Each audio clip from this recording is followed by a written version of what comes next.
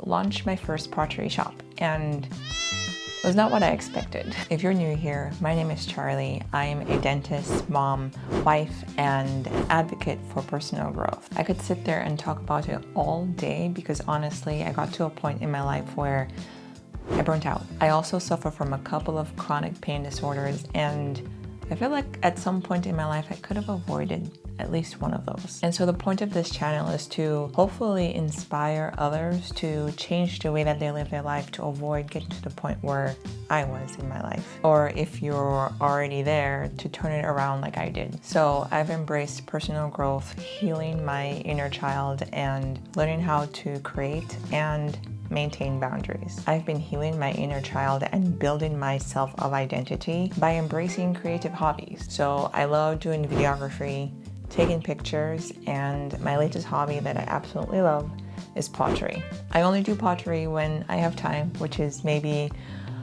a few hours on the weekend, but it just brings me so much joy and peace. And like every other potter that's on YouTube, I had to do my first shop launch. And not because of the need to sell the product or to have this business, because I know at the rate that I do pottery, I could never survive off of the income. There's also no way I can quit my full-time job.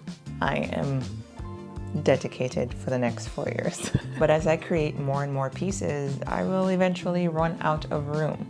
So I kind of have to do something with those pieces. So the idea was to create a shop launch of the pieces that I made recently. And since one of my major goals in 4 years is to start rescuing animals, I figure I could do something now. I love being able to donate to local animal shelters, but I figure this would kill 2 birds with 1 stone. I'm talking about saving animals, but here we are, killing birds with stones. But basically the premise behind having a pottery shop is to donate the profits to a local animal shelter, because all fur babies need a safe place to call home. So that was the point of the shop launch. And when I look back, there are some things that I would do differently, and I think it was just a wake-up call with what you kind of see out there on YouTube when people launch a shop. It was deflating.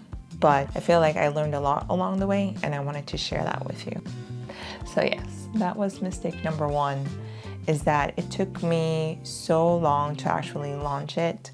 I started to talk about it a little bit on Instagram, but a few months went by before I actually did it. So it's like you light a flame, but then it quickly burnt out and everyone forgot about it. And then when I was ready to launch, I launched so quickly that no one was able to pick up on it. So when I finally released the shop, I only received 2 orders, and they were from friends. So if you're watching this, thank you.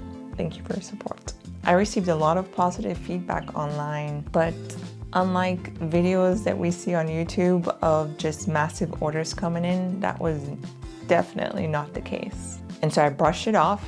I thought about what my mistakes were, and if I were to launch again, what I would do in the future. So instead of just talking about the shop launch, one thing that I should have done differently was to show more of the process. Sometimes I feel like I'm over documenting, but in reality, when I look back at the footage, I'm not recording enough. And so I just need to share more about the process, share how I came up with the idea, how I created it, the mistakes I made along the way.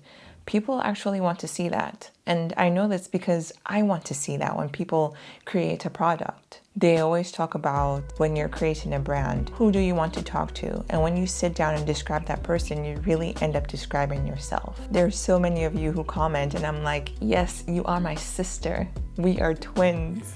You sound just like me. I know we would be friends because we have a lot in common. So if those are the things that I like to see, more than likely, those are the things you would like too. If you were to ask me if I regret doing it the way that I did, I would have to say no. Do I wish it had massive amount of success like I see other people have? Yes.